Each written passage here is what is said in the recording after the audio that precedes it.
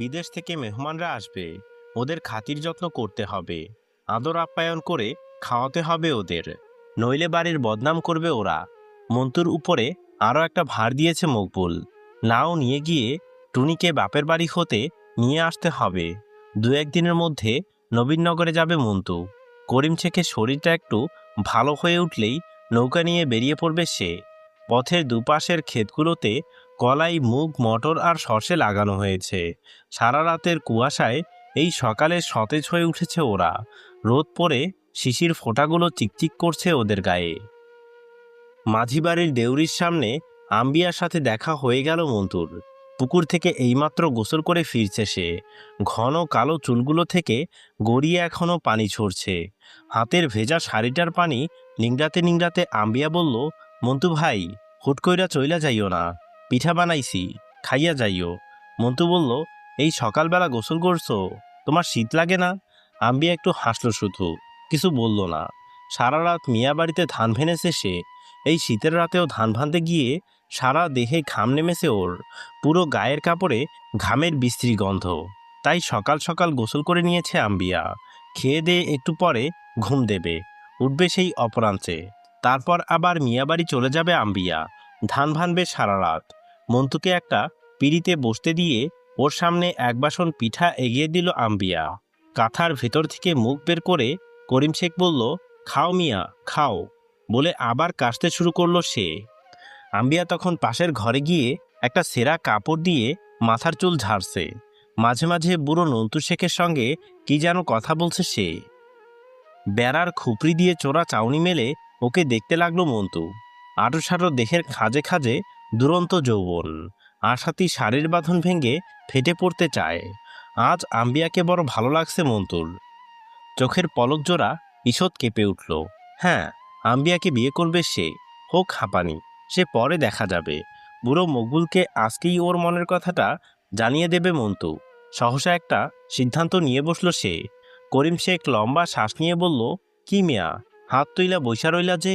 মন্তু তাড়াতাড়ি একটা পিঠা মুখে পুরে দিয়ে বলল, হুঁ হুঁ, এই তো খাইতাছি। কিছুক্ষণের মধ্যে পুরো বাসনটা শূন্য করে দিল মন্তু। কাঁথাটা ভালোভাবে গায়ে জড়িয়ে নিয়ে করিম শেখ কাপা গলায় বলল, আমার বুঝি দিনকাল শেষ হইয়া আইল মিয়া, আর বাঁচুম না। আহা, অমন কথা কয় না মিয়া, অমন কথা কয় না। পরক্ষণে ওকে বাধা দিয়ে মন্তু বলল, মরণের কথা চিন্তা করতে নাই, আয়ু কইমা যায়। করিম শেখ তবু বিড়বিড় করে আসন্ন মৃত্যুর আশঙ্কায় শোক প্রকাশ করতে লাগল। রাতে এলো ওরা, বরের মামা, চাচা, আরও 2-3 জন লোক। হিরণের বিয়ের ফর্দ হবে আজ। মকবুলের বাইরের ঘরটাতে ফরাস পেতে বসানো হলো ওদের। গনুমোল্লা বসলেন সবার মাঝখানে। আবুল, রশিদ আর সুরত আলী ওরাও বসলো সেখানে। বুড়ো মকবুল প্রথমে আসতে রাজি হয়নি, বলছিল, তোমরা সবাই আসো, ভালো মন্দ যা বুঝো আলাপ করো গিয়া, আমারে ওর মধ্যে টাইনো না। রশিদ বলল, কি কথা, আপনার মাইয়া, আপনি না থাকলে চলবো কেমন কইরা? ঘরের ভিতর থেকে বরের চাচা হাঁক ছাড়ল, কই বেয়াই কই, তেনারে দেখি না কেন? অবশেষে ঘরে এসে এক কোণে গুটিছুটি মেরে বসে পড়ল মকবুল। প্রথমে মেহমানদের ভাত খাওয়ানো হবে, তারপরে ফর্দ হবে বিয়ের। মন্তু এতক্ষণ সুযোগ খুঁজছিল কখন বুড়ো মকবুলকে কিছুক্ষণের জন্য একা পাওয়া যায়, তাহলে নিজের বিয়ের কথা ওকে বলবে সে। এই শীতে, হ্যাঁ, এই শীতেই বিয়ে করে ঘরে বউ আনতে চায় মন্তু। কিন্তু মকবুলকে একা পাওয়া গেল না। সারা বাড়িতে আজ ভিড়, রান্নাঘরে ভিড়টা সবচেয়ে বেশি। বাড়ির মেয়ে, পুরুষ, বাচ্চা কাচ্চা সবাই গিয়ে জুটেছে সেখানে। সারাক্ষণ বকবক করছে, কার কথা কে শুনছে কিছুই বোঝা যায় না। হাঁড়ি পাতিলগুলো একপাশে টেনে নিয়ে বাসন বাসন ভাত বাড়ছে আমেনা। হঠাৎ মন্তুকে সামনে পেয়ে আমেনা জিজ্ঞেস করলো, মানুষ কয়জন? মন্তু বলল, 8 জন। 8 জন? আমেনার মাথায় রীতিমতো বাজ পড়ল। 8 জনের কি ভাত রাঁধছি নাকি আমি? আমি তো রাঁধছি 4 জনের। তোমার ভাইয়ে আমারে 4 জনের কথা কইছিল। বড় ঘর থেকে রান্নাঘরের দিকে আসছিল মকবুল, কথাটা কানে গেল ওর। পরক্ষণে ভিতরে এসে রাগে ফেটে পড়ল সে।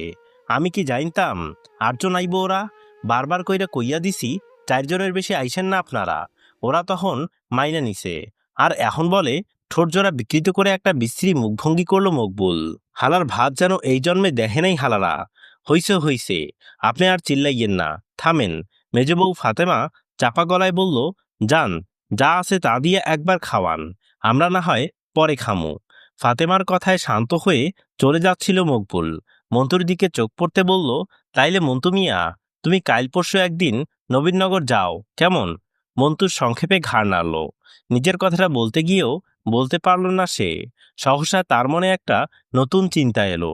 টুনি ফিরে এলে ওকে দিয়ে কথাটা মকবুলকে বলাবে মন্তু। খাওয়া দাওয়া শেষে ফর্দ করতে বসলো সবাই। প্রথমে উঠল দেনা পাওনার প্রশ্নটা। বরের চাচা ইদন শেখ বলল, অলংকারপত্র বেশি দিবার পারমু না মিয়া, হাতের 2 জোড়া চুড়ি আর কানের 2টা ঝুমকা, গলার আর কমরেরটা দিব কে? সুরত আলী সঙ্গে সঙ্গে বলল, ওইগুলাও দিতে হইব আপনা করে। পায়েরটারে বাদ দিয়া দিলা কেন? আবুল জোরের সঙ্গে বলল, পায়ের 1 জোড়া মলও দেওয়ান লাগবো। বুড়ো মকবুল নড়ে চড়ে বসল। সুরত আর আবুলের দিকে পরম নির্ভরতার সঙ্গে তাকালো সে। বরের মামা আরব পাটারি মৃদু হেসে বলল, এই বাজারে এতগুলান জিনিস দিতে গেলে কি কম টাকার দরকার মিয়া? আরও একটু কমসম কইরা ধরেন। আচ্ছা, পায়েটা না হয় নাই দিলেন, মাঝখানে পড়ে মধ্যস্থতা করে দিল রশিদ, বাকিগুলো তো দিবেন। হ্যাঁ তাই সই। সুরত আলী বলল, সোনার জিনিস তো আর দিবার লাগছেন না, রূপার জিনিস দিবেন। তা মন কষাকষির কি দরকার? মকবুল কিছুই বলল না, একপাশে বসে রইল চুপ করে। গরু মোল্লাও নীরব, শুধু তাসবিহ পড়ছেন ঢুলে ঢুলে। গহনার কথা শেষ হলে পরে মোহরানার কথা উঠল। ইদন শেখ বলল, সব ব্যাপারে আপনা গোটা মাইনা নিছি, এই ব্যাপারে কিন্তু আমা গোটা মাইনতে হইব। আহা, কয়েন না শুনি। রশিদ ঘাড় ঝাঁকালো। ইদন বলল, মোহরানাটা 5 টাকাই ধরেন। 5 টাকা? হ্যাঁ 5 টাকা, কন কি? রীতিমতো খেপে উঠল সুরত। মাইয়া কি মাগনা পাইছেন নাহি? হ্যাঁ, মাইয়ার কি কোনো দাম নাই? আহা, দাম আছে বইলাই তো 5 টাকা কইবার লাগছি, নইলে কি আর 3 টাকার উপরে উঠতাম? আরব পাটারির কণ্ঠস্বরে বিরক্তি ঝরে পড়ল। কণ্ঠস্বরে বিকৃতি এনে সে বলল, সকল দিক দিয়েই বাড়াবাড়ি করবার লাগছেন আপনারা। আচ্ছা যান, আরো 8 আনা বাড়াইয়া দিলাম, মোট 5.5 টাকা। না বিয়াই, তা হয় না, হইব না। এতক্ষণে কথা বলল বুড়ো মকবুল। এত কম মোহরানায় মাইয়ারে বিয়া দিবার পারমু না বলে হঠাৎ কেঁদে উঠল সে। মাইয়া আমার কলজার টুকরা বিয়াই, কত কষ্ট কইরা মানুষ করছি। 2 হাতে চোখের পানি মুছল বুড়ো মকবুল। 20 টাকা যদি মোহরানা দেন তাইলে মাইয়া বিয়া দিমু। মকবুলের চোখের পানি দেখে অপ্রতিভ হয়ে গেল সবাই। মধ্যরাত পর্যন্ত অনেক তর্ক বিতর্কের পর 11:15 টাকায় মিটমাট হলো সব। বিয়ের দিন তারিখ ঠিক করে মেহমানরা বিদায় নিয়ে গেল। মনে মনে খুশি হলো মকবুল। 11:15 টাকা মোহরানায় এর আগে এ বাড়ির কোনো মেয়ের বিয়ে হয়নি। নবীনগরের ছোট খালে এসে নাওয়ের নোঙর ফেলল মন্তু। খাল পাড়ে উঠে দাঁড়ালে টুনিদের বাড়ির লম্বা নারকেল আর তালগাছগুলো দেখা যায়।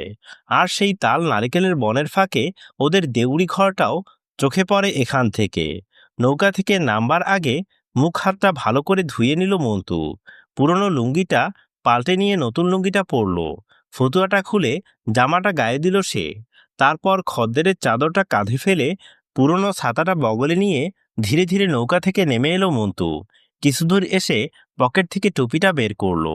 আসার সময় বুড়ো মকবুল বারবার করে বলে দিয়েছে, কুটুম বাড়িতে গিয়ে যেন মন্তু এমন কিছু না করে যার ফলে বাড়ির বদনাম হতে পারে। টুপিটা মাথায় পরে নিয়ে চারপাশে দেখতে দেখতে এগিয়ে চলল মন্তু। পথঘাট জানা আছে ওর। এর আগে মকবুলের বিয়ের সময় একবার এসেছিল সে। দিন 3 থেকে গিয়েছে এখানে। রাস্তায় 2-4 জন অপরিচিত লোক ঈষৎ বিস্ময় নিয়ে তাকিয়ে দেখছিল ওকে। তখন সন্ধ্যা নেমে এসেছে। ঝাঁকে ঝাঁকে বাদুড় উড়ে যাচ্ছে এ গ্রাম থেকে ও গ্রামে। একটু একটু করে ঠান্ডা পড়তে শুরু করেছে। এদিকের লোকেরা এর মধ্যে খেজুর গাছ কেটে রস নামাতে শুরু করে দিয়েছে। পথে আসতে 3-4 জন গাছনির সঙ্গে দেখা হয়ে গেল মন্তুর। ধারালো বাটাল দিয়ে গাছ কাটছে ওরা। তারপর মাটির কলসি ঝুলিয়ে দিয়ে নেমে আসছে গাছ থেকে। টুনিদের বাড়ির সামনে এসে যার সঙ্গে মন্তুর প্রথম দেখা হলো সে টুনির চাচা মোতালেব শিকদার। সন্ধ্যাবেলা গরু বাছুরগুলোকে ঠেঙ্গিয়ে গোয়াল ঘরের দিকে নিয়ে যাচ্ছিল সে। মন্তুকে আসতে দেখে হাঁ করে কিছুক্ষণ ওর দিকে তাকিয়ে রইল। তারপর বলল, মন্তু মিয়া না? কি মনে কইরা? মন্তু এগিয়ে এসে পা ধরে সালাম করলো ওর। তারপর বলল, ভাইজান পাঠাইছে টুনি ভাবিরে নিবার লাইগা। অ মুখখানা ঈষৎ ফাঁক করে গরুগুলোকে ঠ্যাঙ্গাতে ঠ্যাঙ্গাতে আবার গোয়ালঘরের দিকে চলে গেল মোতালেব শিকদার। একটু পরে আবার ফিরে এলো সে, বলল, আয়েন, ভিতরে আয়েন। টুপিটা ঠিক আছে কিনা একবার দেখে নিল মন্টু। তারপর শিকদারের পিছু পিছু ভেতর বাড়িতে এগিয়ে চলল সে। দেউরির পাশে একখানা বাঁশের বেড়া দিয়ে বাইরের লোকদের কাছ থেকে ভেতর বাড়ির পর্দা রক্ষা করা হয়েছে। তারই পাশে কয়েকটা বাচ্চা ছেলে মেয়ে এসে দাঁড়িয়েছে। মুখের মধ্যে আঙ্গুল পুড়ে দিয়ে অবাক চোখে দেখছে ওরা। ভেতর বাড়ির উঠানে এসে দাঁড়াতে মন্টু দেখল ঘরের দাওয়ায় একটা বাঁশের সঙ্গে হেলান দিয়ে দাঁড়িয়ে টুনি। সারা মুখে ওর হাসি যেন উপচে পড়ছে। নীরবে ওর দিকে তাকিয়ে রয়েছে সে। মন্টুকে টুনিদের ঘর পর্যন্ত এগিয়ে দিয়ে গেল শিকদার। রসিক ঘর থেকে টুনির মা বেরিয়ে এলো বাইরে। মন্টু সালাম করলো তাকে। মা বলল, কই রে টুনি, মিয়ারে একখানা জলচকি আয়না দে বউক। চৌকি এনে দিলে দাওয়ায় বসলো মন্টু। টুনির মা সবার কুশল জানতে চাইল। টুনি কিন্তু কিছুই জিজ্ঞেস করলো না, শুধু মুখ টিপে বারবার হাসতে লাগলো সে। টুনির মা বলল, টুনি তো কদিন ধইরা জাউনের লাগি উথাল পাতাল লাগাইছে। ও যাইব, যামু না আমি। সঙ্গে সঙ্গে প্রতিবাদ জানালো টুনি। মা বলল, দাঁড়ায়া থাইকো না, মিয়ার অজুর পানি দাও। মন্টুর জন্যে হাত মুখ ধোয়ার পানি আনতে চলে গেল টুনি। মাও গেল একটু পরে, বলল, তরকারিটা নামাইয়া আই। চারপাশটা তাকিয়ে দেখছিল মন্টু। এ বছরে বেশ পরিবর্তন হয়েছে বাড়িটার। উঠানের কোণে পাশাপাশি দুটি জাম গাছ ছিল, কেটে ফেলা হয়েছে। রান্নাঘরের এক পাশটা নুয়ে পড়েছে এখন, আগে অমনটি ছিল না। আগে গোয়াল ঘরটা পুকুরের পূর্ব পাশে ছিল, এখন সেটা উত্তর পাশে সরিয়ে আনা হয়েছে। টুনি এসে এক ঘটি পানি রাখলো ওর সামনে, আর একজোড়া খড়ম। বলল, হাত মুখ ধুইয়া নাও। মন্টু মুখ হাত ধুয়ে নিলে ওর দিকে একটা গামছা বাড়িয়ে দিয়ে টুনি বলল, চলো ভেতরে চলো, বাইরে শীত পড়তাছে। মন্টু কোনো কথা বলল না, শান্ত শিশুর মতো ওকে অনুসরণ করে ভেতরে চলে গেল সে। পাশাপাশি দুটো ঘর, মাঝখানে একটা দরজা। ও পাশেরটাতে মা বাবা থাকে, আর টুনির ছোট ছোট দুই ভাই বোন। এ পাশের ঘরটা দেখে টুনি মৃদু হেসে বলল, এইটা আমার ঘর। ওর ঘরের মাঝখানে দাঁড়িয়ে চারপাশটা তাকিয়ে দেখল মন্টু। ছোট ঘর, মালপত্রে ভরা। কয়েকটা বড় বড় মাটির ঘটি এক কোণে রাখা, তার পাশে 3-4টে বেতের ঝুড়ি। ঝুড়ি ভর্তি লাল আলু রাখা আছে। দক্ষিণ কোণে একটা কাঠের চৌকি, চৌকির উপরে একটা কাঁথা বিছানো, একটা তেল চিটচিটে বালিশ। চৌকির নিচে দুটো ছোট ছোট টিনের পাটরা। পশ্চিমের বেড়ার সঙ্গে একটা কাঠের তাক বসানো হয়েছে, তাকের উপরে রাখা আছে কয়েকটা ছোট ছোট মাটির ভাঁড় আর একটা মুড়ির টিন। তার পাশে বেড়ার সঙ্গে একটা ভাঙ্গা আয়না ঝোলানো।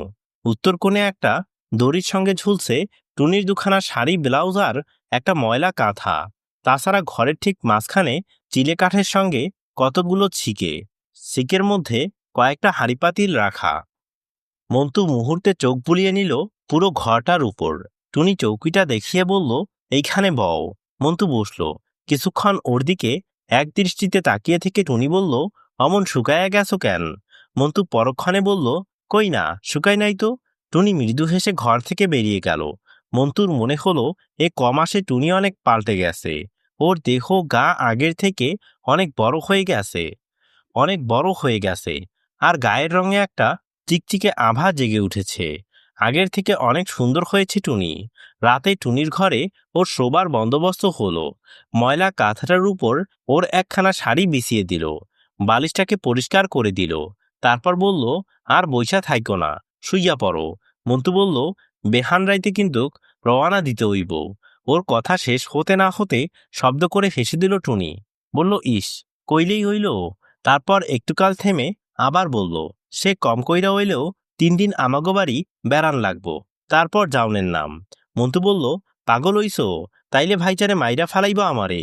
করিম শেখের নাও নিয়ে আইছি। আরো কি যেন বলতে যাচ্ছিল সে। টুনি বলল, যাই শুই গিয়া, কথা যা হইবার কাল সকালে হইব। বলে উত্তরের অপেক্ষা না করেই চলে গেল সে। কুপিটা নিবিয়ে দিয়ে একটু পরে শুয়ে পড়ল মন্টু। করিম শেখের কথা মনে হতে আম্বিয়ার কথাও মনে পড়ছে তার। এখান থেকে ফিরে যাওয়ার পথে টুনিকে সব বলবে মন্টু। টুনি নিশ্চয়ই এ ব্যাপারে সাহায্য করবে ওকে। কিছুক্ষণের মধ্যে ঘুমিয়ে পড়ল মন্টু। ঘুম ভাঙল কখন সে ঠিক বলতে পারবে না। রাতের গভীর অন্ধকারে সে শুধু অনুভব করল একটা হাত তার চুলগুলো নিয়ে খেলছে। প্রথমে ভয় পেয়ে গেল মন্টু। গনুমোল্লার কাছ থেকে নেওয়া তাবিজটা বাহুতে বাঁধা আছে কিনা দেখল। তারপর কে যেন চাপা স্বরে ওকে ডাকলো, এই। সহসা কোনো সাড়া দিল না মন্টু। হঠাৎ ওর হাতখানা শক্ত মুঠোর মধ্যে চেপে ধরল সে। নরম তুলতুলে একখানা হাত। একটা অস্পষ্ট কাতরোক্তি শোনা গেল, উহ, এই। পর মুহূর্তে হাতখানা ছেড়ে দিল মন্টু। টুনি! ইস, কথা কইও না, মায়ের হুনবো। ওর মুখের উপরে একখানা হাত রাখল টুনি। তারপর মুখখানা আরো নামিয়ে এনে আস্তে করে বলল, চুপ, শব্দ কইরো না। শোনো, চুপচাপ উইঠা আইও আমার সঙ্গে।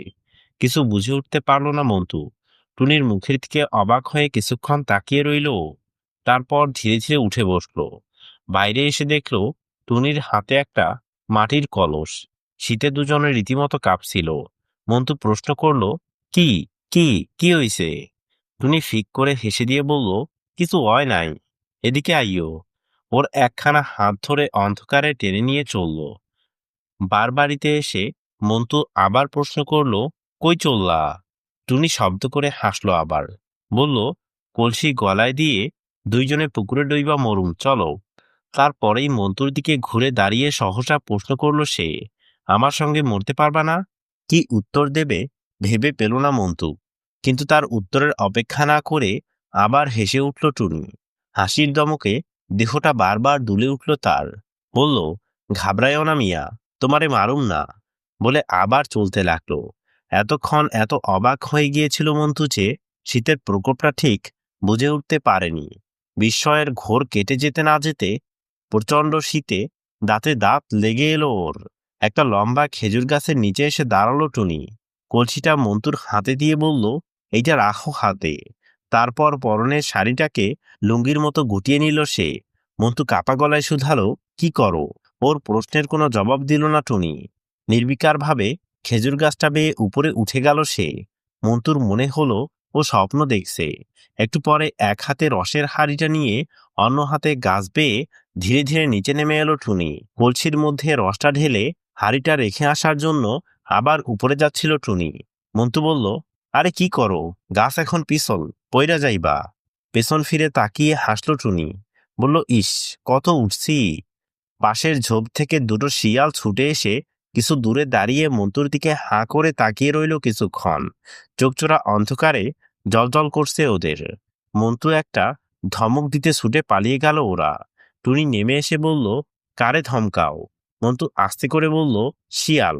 আরো অনেকগুলো খেজুর গাছ থেকে রস নামিয়ে কলসি ভর্তি করলো ওরা। শীতের কুয়াশার বৃষ্টি ঝরছে চারদিকে। মাটি ভিজে গেছে, গাছের পাতাগুলোও ভেজা। আশেপাশে তাকাতে গেলে বেশি দূরে দেখা যায় না। কুয়াশার আবরণে ঢেকে আছে চারদিক। হঠাৎ মন্টুর গায়ে হাত দিয়ে টুনি বলল, শীত লাগতাছে বুঝি? মন্টু কোনো জবাব না দিয়ে পাল্টা প্রশ্ন করল, তোমার লাগে না? টুনি বলল, উহু, বলে মাথাটা দোলালো সে। মন্টু বলল, রস দিয়া করবা কি? টুনি বলল, সিন্নি রান্ধুম। মন্টু কোনো কথা বলার আগেই টুনি আবার বলল, তোমার নায়ে চলো। মন্টু অবাক হলো, নায়ে গিয়া কি করবা? টুনি নির্লিপ্ত গলায় বলল, সিন্নি রান্ধুম। মন্টু বলল, পাগল হইছ? টুনি ফিক করে হেসে দিয়ে বলল, হুঁ। মন্টুর মুখের দিকে তাকালো সে, কই, নাওয়ে যাইবা না? মন্টু কঠিন স্বরে বলল, না। ওর কণ্ঠস্বরে চমকে উঠল টুনি। ওর চোখের দিকে কিছুক্ষণ স্থির দৃষ্টিতে তাকিয়ে রইল। মুহূর্তে একটা অবাক কাণ্ড করে বসল সে। হাতের কলসিটা উপরে তুলে মাটিতে ছুঁড়ে মারল। মাটিতে পড়ে মাটির কলসি ভেঙে টুকরো টুকরো হয়ে গেল। রস গড়িয়ে পড়ল চারপাশে। কিছুক্ষণের জন্য দুজনে বোবা হয়ে গেল। কারো মুখ দিয়ে একটা কথাও বেরুল না। মন্টু নীরব তাকিয়ে রইল ভাঙ্গা কলসির টুকরোগুলোর দিকে। টুনি মুখখানা অন্যদিকে ফিরিয়ে নিয়ে অন্ধকারে পাথরের মতো নিশ্চল দাঁড়িয়ে রয়েছে। পুকুর পাড়ের লম্বা তালগাছগুলোর মাথায় দুটো বাদুড় হঠাৎ পাখা ঝাপটিয়ে উঠল। টুনি আস্তে করে বলল, চলো, ঘরে যাই, চলো। মন্টু কোনো কথা বলল না, নিঃশব্দে ওকে অনুসরণ করলো শুধু। পরদিন যাওয়া হলো না মন্টুর। টুনির মা বলল, কুটুম বাড়ি আইয়ে নিজের ইচ্ছায়, আর যায় পরের ইচ্ছায়। ইচ্ছা করলেই তো আর যাইতে পারবা না মিয়া। যখন যাইতে দিমু তখন যাইবা। অগত্যা থেকে যাওয়া হলো। সারাদিন একবারও কাছে এলো না টুনি। অথচ সারাক্ষণ বাড়িতে ছিল সে। ঘর দোর ঝাড়ু দিয়ে পরিষ্কার করেছে, ঘাটে নিয়ে বাসনপত্র ধুয়ে এনেছে, রান্না বান্না করেছে। তারপর খাওয়ার সময় মা ডেকে বলেছে, কই রে টুনি, এইদিকে আয়, মন্টু মিয়াকে ভাত বাইরা দে। তখন শারীরিক অসুস্থতার অজুহাত দিয়ে ঘরে গিয়ে শুয়ে থেকেছে সে। রাতের বেলা হঠাৎ বেঁকে বসল টুনি, কাল সকালবেলায় চইলা যাবো আমি, জিনিসপত্র সব গুছাইয়া দাও। মা বলল, আরো 2টা দিন থাইকা যা, আবার কবে আইবার পারবি কে জানে। টুনি বলল, না, মন্টু মিয়ার কামকাজের ক্ষতি হইয়া যাইতেছে। মা বলল, মন্টু মিয়াকে বুঝাইয়া কইছি, হ্যাঁ রাজি আছে। টুনি তবু বলল, না, কাল সকালেই চইলা যাবো। পাশের ঘরের বিছানায় শুয়ে শুয়ে সব শুনল মন্টু। পরদিন ভোরে রওনা হয়ে গেল ওরা, মন্টু আর টুনি। ওর বাবা আর চাচা 2 শিকদার খালপাড় পর্যন্ত এগিয়ে দিয়ে গেল ওদের সঙ্গে। ছোট 2 ভাই বোনও এলো, আর এলো ওদের কালো কুকুরটা। সইয়ের মধ্যে টুনির জন্য কাঁথাটা বিছিয়ে দিয়েছিল মন্টু, তার উপর গুটিসুটি হয়ে বসল সে। খালের পাড়ে যতক্ষণ তার বাবা, চাচা আর ভাই বোনদের দেখা গেল, ততক্ষণ সেদিকে একদৃষ্টিতে তাকিয়ে রইল টুনি। তারপর মুখখানা ঘুরিয়ে এনে নীরবে বসে রইল। খাল পেরিয়ে যখন নৌকো নদীতে এসে পড়ল, তখন দুপুর হয়ে আসছে। টুনি এতক্ষণ একটা কথাও বলেনি। মন্টু সারাক্ষণ কথা বলার জন্য আকুপাকু করছিল, কিন্তু একবারও সুযোগ দিল না টুনি। উজান নদীতে দাঁড় বেয়ে চলতে চলতে একসময় মন্টু বলল, বাইরে আইয়া বহো, গায়ে বাতাস লাগবো। ও নড়ে চড়ে বসল, কিন্তু বাইরে বেরিয়ে এলো না। একটু পরে একটা কাপড়ের পুটলি থেকে কিছু চিরা আর এক টুকরো খেজুরের গুড় বের করে ওর দিকে এগিয়ে দিল টুনি। বলল, বেলা হইয়া গেছে, খাইয়া নাও, বলে আবার চুপ করে গেল সে। মন্টু বলল, তুমি খাইবা না? না। না কেন? খিদা নাই। ঠিক আছে, আমারও খিদা নাই, বলে আবার দাঁড় বাইতে লাগলো মন্টু। নদীর পানিতে দাঁড়ের সপ সপ শব্দ ছাড়া কিছুক্ষণ আর কিছুই শোনা গেল না। ক্ষণকাল পরে টুনি আবার বলল, খাইবা না? না, শেষে শরীর খারাপ করব। করুক গা, নির্লিপ্ত গলায় জবাব দিল মন্টু। আর বেশিক্ষণ সইয়ের ভিতর বসে থাকতে পারল না টুনি। অবশেষে বাইরে বেরিয়ে এলো সে। চিরার বাসনটা তুলে নিয়ে ওর সামনে এসে বসল। নাও, খাও। কইলাম তো খামু না, তাইলে কিন্তু পানির মধ্যে সব ফালাইয়া দিমু আমি। টুনি ভয় দেখালো ওকে। মন্টু নির্বিকার গলায় বলল, দাও ফালাইয়া। কিন্তু ফেলল না টুনি। কিছুক্ষণ স্থির দৃষ্টিতে ওর দিকে তাকিয়ে থেকে সহসা শব্দ করে হেসে উঠল সে। হাসির দমকে মাথার ঘোমটাটা খসে পড়ল কাঁধের উপর। টুনি বলল, আমি খাওয়াইয়া দিই। মন্টু বলল, না। টুনি বলল, তাইলে নিজে খাও, আমিও খাই, বলে এক মুঠো চিরে মুখের মধ্যে পুরে দিল সে। মন্টুর মুখেও এক ঝলক হাসি জেগে উঠল। এতক্ষণে টুনির কোলের উপর রাখা বাসন থেকে এক মুঠো চিড়ে নিয়ে সেও মুখে পড়ল।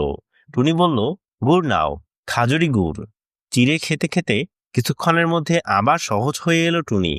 এক ফাঁকে ওকে জিজ্ঞেস করল, বাড়ি পৌঁছাইতে কতক্ষণ লাগবো? মন্টু একটু চিন্তা করে নিয়ে বলল, মাইজ রাতে। বেশ জোরে দাঁড়াইছিল মন্টু। হঠাৎ টুনি বলল, এত তাড়াতাড়ি করতাছ কেন? আসতে যাও না। মন্টু বলল, তাইলে বাড়ি যাইতে 3 দিন লাগবো। লাগে তো লাগুক না। টুনির কণ্ঠস্বরে চরম নির্লিপ্ততা। মন্টু কোনো জবাব দিল না। আজলা ভরে নদীর পানি পান করল ওরা। তারপর সইয়ের বাইরে বসে টুনি 2 হাতে নদীর পানি নিয়ে খেলা করতে লাগলো। দুপাশের অসংখ্য গ্রাম একটার পর একটা ছাড়িয়ে যাচ্ছে ওরা। মাঝে মধ্যে রবি শস্যের ক্ষেত, নারকেল আর ঘন সুপুরির বন, জেলেদের পাড়া। ছোট ছোট ডিঙ্গি নৌকায় চড়ে মাঝ নদীতে এসে জাল ফেলেছে ওরা। একখানা হাত পানির মধ্যে ছেড়ে দিয়ে টুনি বলল, তুমি এইবার জিরাও, আমি দা টানি। মন্টু হেসে বলল, পাগল নাকি? টুনি বলল, কেন? মন্টু বলল, অত সহজ না, দাঁড়বাইতে ক্ষমতার দরকার আছে। টুনি আবার চুপ করে গেল। বিকেলের দিকে শান্তির হাটের কাছাকাছি এসে পৌঁছালো ওরা। নদী এখন দম ধরেছে, পানিতে আর সেই স্রোত নেই, একটা থমথমে ভাব। একটু পরে জোয়ার আসবে, তখন আর নৌকা নিয়ে এগোনো যাবে না, কূলে এসে বেঁধে রাখতে হবে। তারপর জোয়ার নেমে গিয়ে ভাটা পড়লে তখন আবার নৌকো ছাড়বে মন্টু। দূর থেকে শান্তির হাটটা দেখা যাচ্ছে, অসংখ্য লোক গিজগিজ করছে সেখানে। ওদিকে তাকিয়ে টুনি হঠাৎ জিজ্ঞেস করলো, ওইখানে কি? মন্টু বলল, ওইটা শান্তির হাট। টুনি পানি থেকে হাতটা তুলে নিয়ে অপূর্ব ভঙ্গি করে বলল, ওইখানে চুরি পাওন যায়, আমারে কিনা দিবা? মন্টুর ইচ্ছে জোয়ার আসার আগে শান্তির হাটে গিয়ে নৌকা ভিড়াবে, তাই সংক্ষেপে বলল, দিমু। শান্তির হাটে পৌঁছে একটা নিরাপদ স্থান দেখে নৌকা বাঁধল মন্টু। নদীর পাড়ে খালি জায়গাটায় তাঁবু পড়েছে একটা, বিচিত্র তার রং। বাইরে ব্যান্ড পার্টি বাজছে খুব জোরে জোরে, চারপাশে লোকজনের ভিড়। হাটের কাছে আসার পর থেকে সইয়ের মধ্যে গিয়ে ঢুকেছে টুনি। সেখান থেকে মুখ বের করে হঠাৎ সে প্রশ্ন করল, ওইখানে কি? মন্টু বলল, সার্কাস পার্টি। সার্কাস পার্টি আইছে। সেদিকে তাকিয়ে টুনি আবার বলল, সেইটা আবার কি? মন্টু বলল, নানা রকম খেলা দেখায় এরা।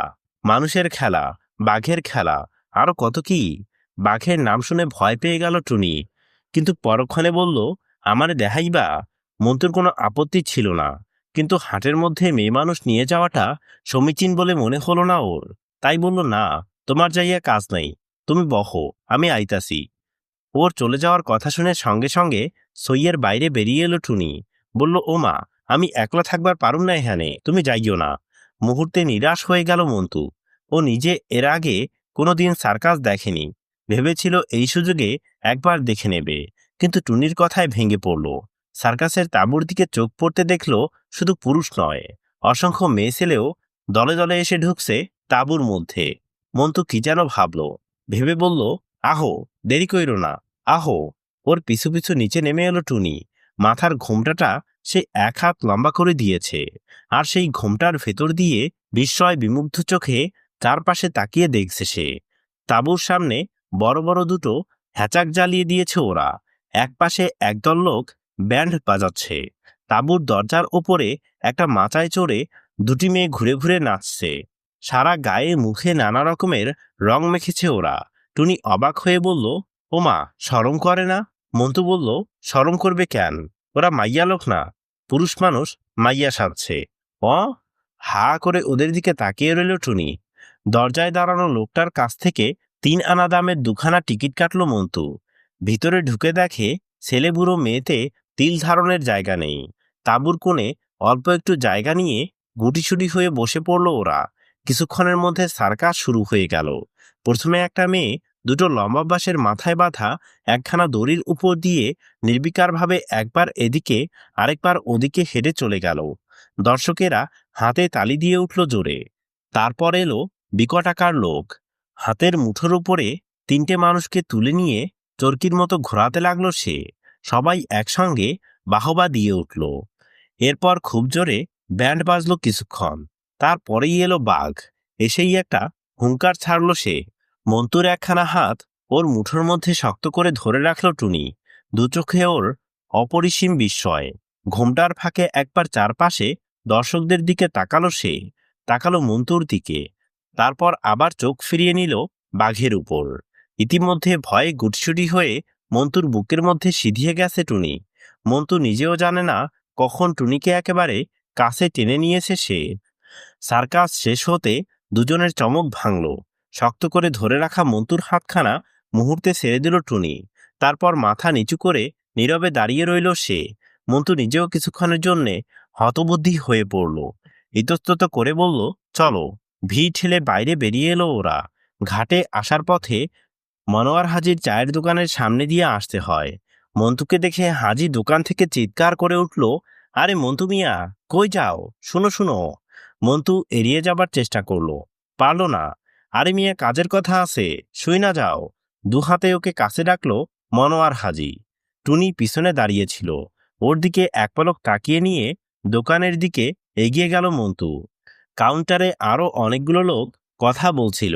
হঠাৎ মনোয়ার হাজি শব্দ করে হেসে উঠে বলল, বাহরে বাহ, বিবিজানের সঙ্গে নিয়া সার্কাস দেখবার আইসো বুঝি? সঙ্গে সঙ্গে আর্যরা চোখ অদূরে দাঁড়ানো টুনিকে আপাদমস্তক নিরীক্ষণ করল।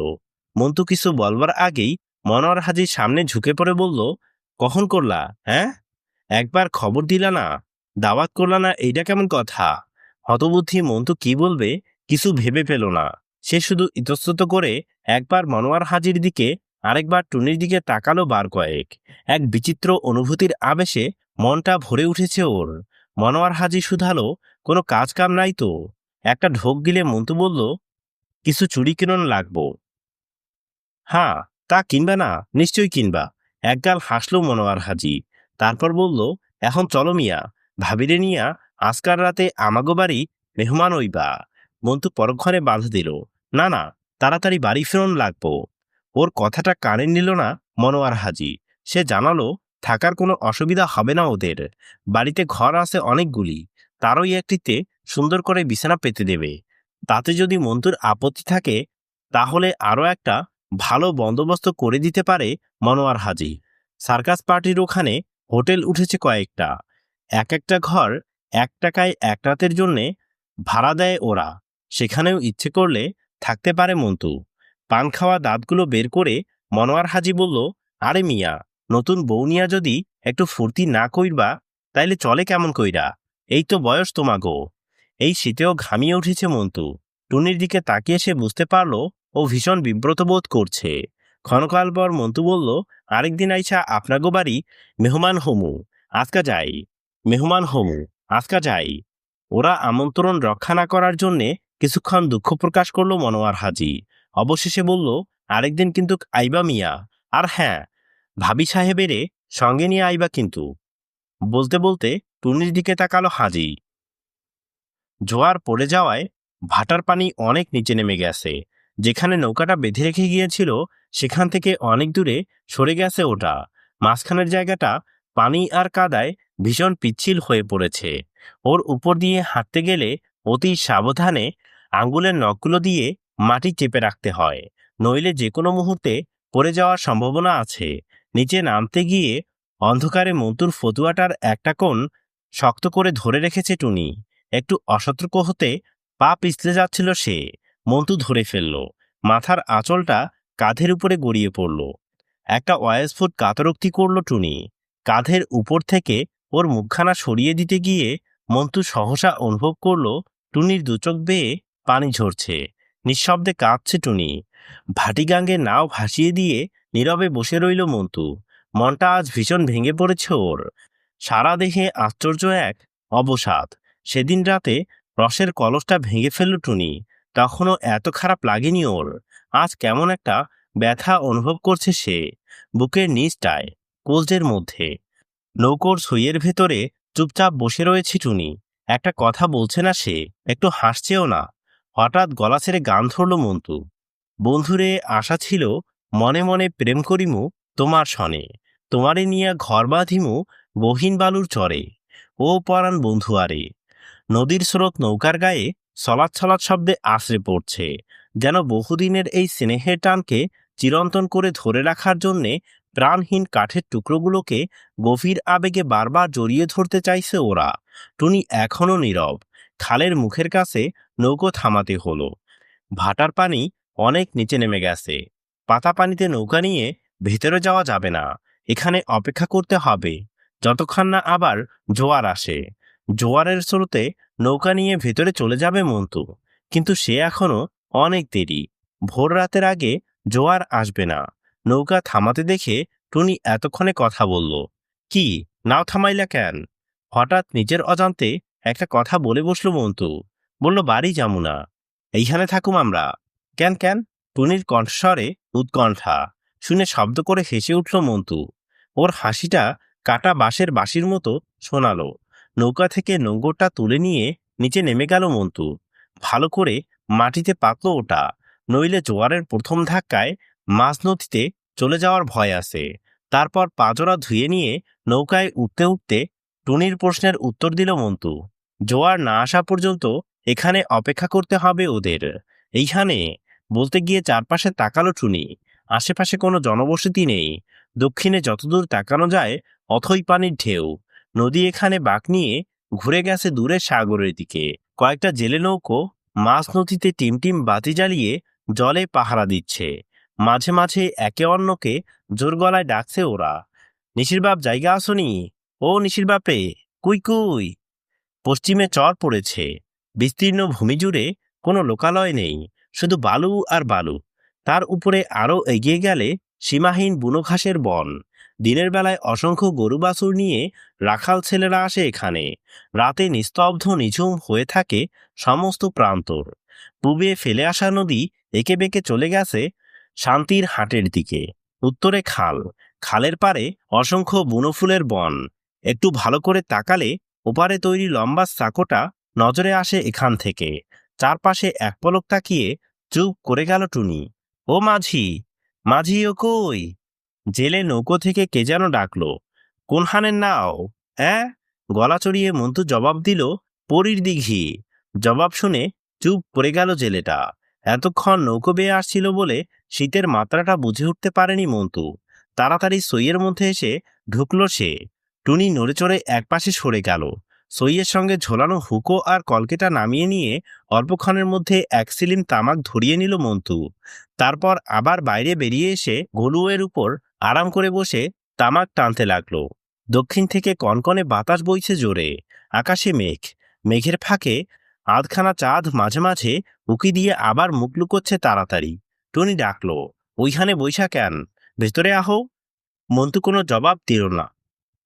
জবাব দিল না। আপন মনে হুকো টানতে লাগলো সে। টুনি আবার ডাকলো, আহো না, বাইরে ঠান্ডা লাগবো। মন্টু নীরব। আইবা না? টুনির কণ্ঠে অভিমান। বাইরে বেরিয়ে এসে ওর হাত থেকে হুকোটা নিয়ে নিল টুনি। চলো, ভিতরে গিয়ে শুইবা। এবার আর কোনো বাধা দিল না। নিঃশব্দে সইয়ের ভেতরে গিয়ে শুয়ে পড়ল সে। ওর গায়ের উপর কাঁথাটা টেনে দিয়ে মাথার কাছে চুপচাপ বসে রইল টুনি। বাইরে কনকনে বাতাস শূন্য প্রান্তরের উপর দিয়ে হু হু করে ছুটে চলেছে দূর থেকে দূরে। সেদিকে অপলক দৃষ্টিতে তাকিয়ে নীরবে বসে রইল। ভোরে গ্রামে এসে পৌঁছলো ওরা, মন্টু আর টুনি। পরীর দিঘির পারে তিনটে নতুন কবর। দূর থেকে দেখে বুক কেঁপে উঠল তার। নিজের অজান্তে মুখ দিয়ে বেরিয়ে এলো, কে মরল। ঘোমটার নিচে থেকে টুনিও চোখ বড় বড় করে দেখছিল কবরগুলো।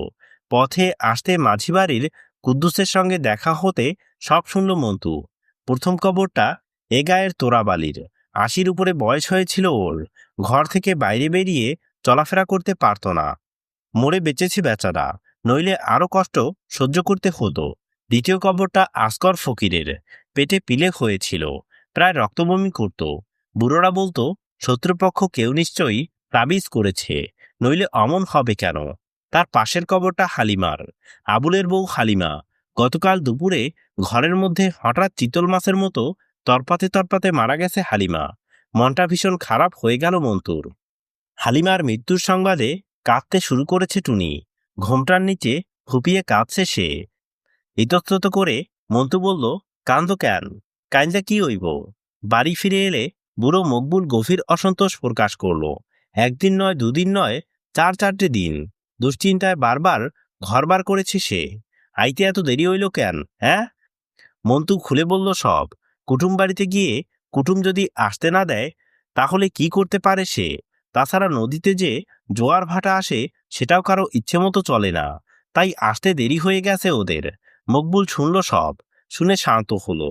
তারপর কোদালটা হাতে তুলে নিয়ে বাড়ির উপরের ক্ষেতটার দিকে চলে গেল সে। যাবার পথে আমেনা আর ফাতেমাকে ডেকে গেল মকবুল। মাটি কুপিয়ে সমান করে মরিচের চারা লাগাতে হবে। দেখতে না দেখতে হিরণের বিয়ের দিনটা ঘনিয়ে এলো।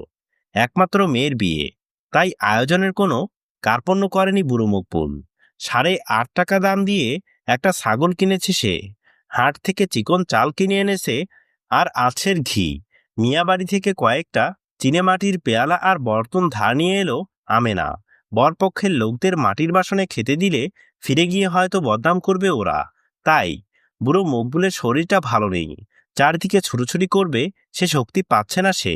তাই বাড়ির অন্য সবার উপরে বিভিন্ন কাজের ভার দিয়েছে। সুরত আলী, রশিদ, আবুল, মন্টু সবাই ব্যস্ত। বুড়ো শুধু দাওয়ার একখানা পিঁড়ির উপর বসে তদারক করছে, সব খোঁজখবর নিচ্ছে। ভুইয়া বাড়ির ঘরের পাশের বড় মেহেদি গাছ থেকে মেহেদি তুলতে গেছে সালেহা আর ফকিরের মা। আমেনা আর ফাতেমা ঘরদোরগুলো লেপে মুছে ঠিক করে নিচ্ছে। পুরো উঠোনটাকে ঝাড় দিয়ে পরিষ্কার ঝকঝকে তকতকে করে তুলেছে ওরা। টুনি পুকুর ঘাটে বাসনপত্রগুলো মাজছে।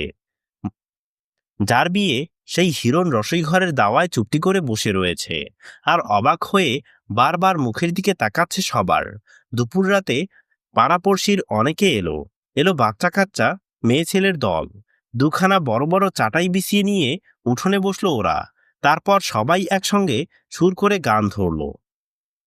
মেহেদি তোমরা লাগো কোন কাজে, আমরা লাগি দুলহা কন্যার সাজে। ঢিকির উপরে তখন আম্বিয়াও গান ধরেছে। বিয়ের ধান ভানতে এসেছে সে। সন্ধে থেকে ঢেকির উপর উঠেছে ও আর টুনি। তখন থেকে এক মুহূর্তের বিরাম নেই। উঠোনে মেয়েরা গান গাইছিল, তাদের সঙ্গে পাল্লা দেওয়ার জন্যে টুনি আর আম্বিয়া দুজনে গলা ছেড়ে গান ধরল। ভাটুইরে নাদিও কলা, ভাটুইর হইবে লম্বা গলা, সব লক্ষণ কামচিক্কন পঞ্চরঙ্গের ভাটুইরে। সহসা শব্দ করে হেসে উঠল বুড়ো মকবুল। ওর মনটা খুশিতে ভরে উঠেছে আজ। জোরে জোরে হুকো টানছে, আর চারপাশে চেয়ে চেয়ে দেখছে সে। হিরণকে মাঝখানে বসিয়ে ওর হাতে মেহেদি দিচ্ছে সবাই। মুখখানা নামিয়ে নিয়ে চুপ করে বসে আছে মেয়েটা। সুরতের ছেলে মেয়ে কুদ্দুস পুটি বিনতি।